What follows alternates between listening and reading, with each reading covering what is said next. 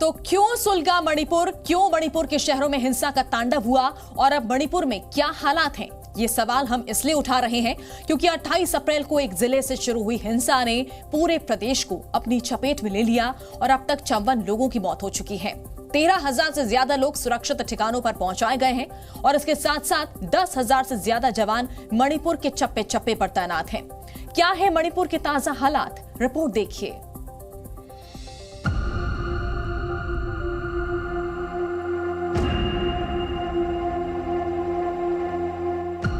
मणिपुर में शहर शहर हिंसा।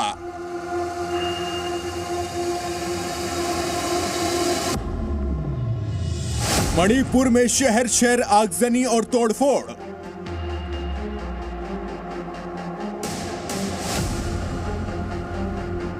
मणिपुर में शहर शहर लूटपाट और हत्या।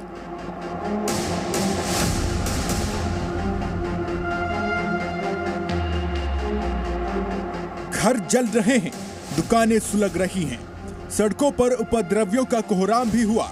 बीते 9 दिनों में मणिपुर के लोगों ने इतनी बेरहम तस्वीर देख ली है कि आज भी उनका कलेजा कांप उठता है।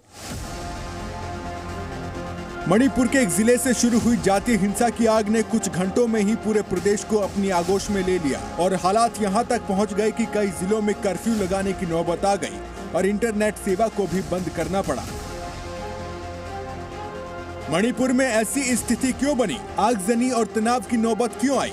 ये जानने से पहले आपको ये समझना जरूरी है कि इस पूरे घटनाक्रम की शुरुआत कहां से हुई। मणिपुर के चुराचंदपुर जिले में पिछले हफ्ते the indigenous tribal leaders forum ने गवर्नमेंट लैंड सर्वे के विरोध में 28 अप्रैल को बंद का ऐलान किया था। संयोग से 28 अप्रैल को ही मणिपुर के सीएम बीरेन सिंह का यहाँ पर एक कार्यक्रम था। 27 अप्रैल की रात को ही भीड़ ने मुख्यमंत्री के कार्यक्रम वाली जगह पर जमकर तोड़फोड़ कर दी। 28 अप्रैल को तनाव के हालात पर काबू पाने के लिए पुलिस ने प्रदर्शनकारियों पर आंसू गैस के गोले छोड़े, जिसके जवाब में भीड़ ने पत्थरबाजी शुरू कर दी और देखते ही देखते पूरा इलाका हिंसा की चपेट में आ गया। हिंसा के हालात ने जल्द ही जातीय संघर्ष का रूप ले लिया और 3 मई आते आते कई जिलों में हिंसा का तांडव शुरू हो गया। एक तरफ मैती समुदाय के लोग तो दूसरी तरफ कुकी और नागा समुदाय के लोग। इनके बीच जातीय हिंसा के बाद स्थिति बेकाबू हो गई। इस बार हिंसा की जड़ में मैती समुदाय को एसटी का दर्जा दिए जाने का फैसला था। इसके खिलाफ कुकी और नागा आदिवासियों ने मणिपुर के सभी 10 पहाड़ी जिलों में आदिवासी एकता यात्रा निकालने का ऐलान किया।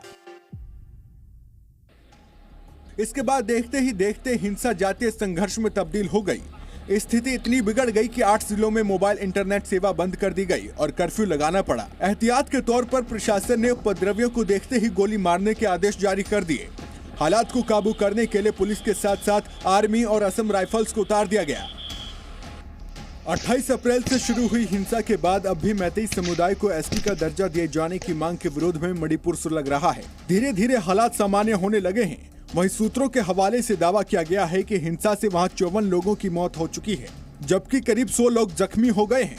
हालात पर काबू पाने के लिए सेना और असम राइफल्स के करीब 10,000 सैनिक सड़कों पर हैं। तनावग्रस्त इलाकों में फंसे कुल 13,000 लोगों को सुरक्षित निकालकर सेना के शिविरों में पहुंचा दिया गया है।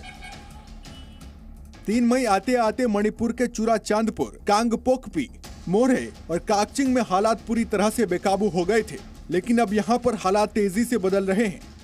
लेकिन बदलते हालातों के साथ अब मणिपुर की ऐसी तस्वीरें भी सामने आ रही हैं, जो ये बयां कर रही हैं कि हिंसा के हालात के बाद वहां के लोगों के दिलों में डर किस हद तक घर कर चुका है। मणिपुर हिंसा के बीच पहली बार कोई नेशनल मीडिया का कैमरा उन गांवों में पहुंचा जहां सबसे ज्यादा हिंसा हुई थी, यानी उस जगह जो हिंसा का ग्राउंड जीरो है। जी मीडिया संवाददाता सोमित सेन गुप्ता चुराचांदपुर के उन गाँवों में पहुंचे जहाँ एक भी आदमी नहीं रह रहा है। हिंसा के कारण सभी गांव छोड़कर भाग चुके हैं। ये देखिए, एक के बाद एक पूरा गांव हम दिखा रहे हैं। चुराचंदपुर का ये गांव, इस गांव का पूरा ये तबाही का मंजर है, जो देखने से ही हम जहां इस ग्राउंड ज़ीरो में हैं, इस वक्त हमें भी काफ़ी एक ऐसा महसूस हो रहा है कि एक डर का माहौल है यहाँ पर। ये घर यहाँ पे हम दिखाएंगे। इस घर में जो रहने वाले थे वो तो यहाँ पे नहीं है, लेकिन घर पूरी तरह से यहाँ पे तोड़ दिया गया। यहाँ पे घर पूरी तरह से तोड़ दिया गया। यहाँ पे खिड़कियाँ तोड़ दी गई। यहाँ पे हम दिखाने की कोशिश करेंगे खिड़कियां तोड़ दी गई है यहाँ पर। और घर के जो सामान हैं, आप घर के अंदर हम दिखाने की कोशिश करेंगे कि घर में जो सामान है, ये सभी सामानों को यहाँ से लूट कर लेके चला गया। गांव में जगह जगह अभी धुआं दिख रहा है। ये धुआं उस आग का है जो हमले के दौरान उपद्रवियों ने लगाए थे। उपद्रवियों ने गांव के ज्यादातर घरों में लूटपाट की, फिर घरों को आग के हवाले कर दिया। उपद्रवी इतने हिंसक थे कि जो अनाज वो लूट नहीं पाए, उनमें उन्होंने आग लगा दी। देख सकते हो कि यहाँ पर अभी भी धुआं जल रहा है। ये एक धान रखा हुआ था, इसको पूरी तरह से फसल को जला दिया गया है। साथ ही साथ ट्रैक्टर और गाड़ी जितने भी थे उसको जला दिया गया है। यहाँ पर कभी कभी एक गांव बसता था, लेकिन गांव का ज़्यादा हिस्सा ही ये जो उपद्रवी है वो यहाँ पर जला दिया है।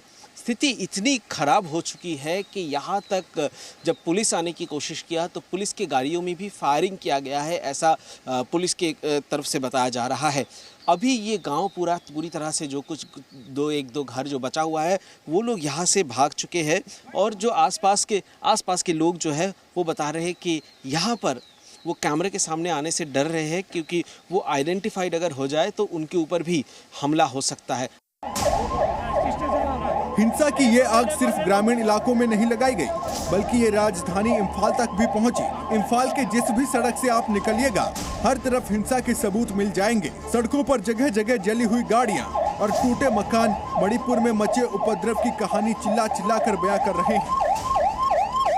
और ये जो हम देख रहे हैं ये बहुत दुखद नज़ारा है और विचलित कर देने वाली एक स्थिति हमें देखने को मिल रही है। हम कई 100 किलोमीटर मणिपुर में कई जगह पे हमने घूमे हैं और यहाँ पर हमने घूमकर देखा है कि जगह जगह पर ऐसी सिचुएशन बना हुआ है जहाँ पर हिंसा फैल रही है। उपद्रवी ऐसे हिंसा कर रहे हैं, गाड़ियों में आग लगा रहे हैं, घरों में आग लगा रहे हैं, रास्ता को ब्लॉक कर दिया जा रहा है। कुल मिलाकर स्थिति काफ़ी तनावपूर्ण बनी हुई है।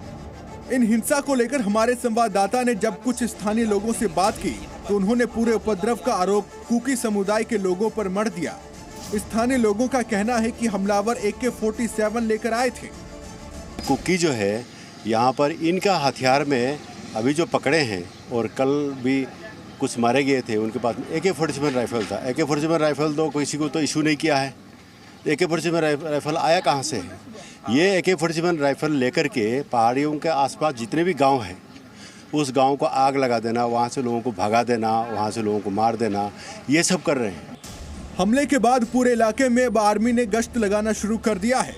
ग्रामीण इलाके में 24 घंटे आर्मी के जवान पहरा दे रहे हैं। उपद्रवियों की पहचान की कोशिश शुरू कर दी गई है। उपद्रवियों को खोजने की मुहिम भी चल रही है।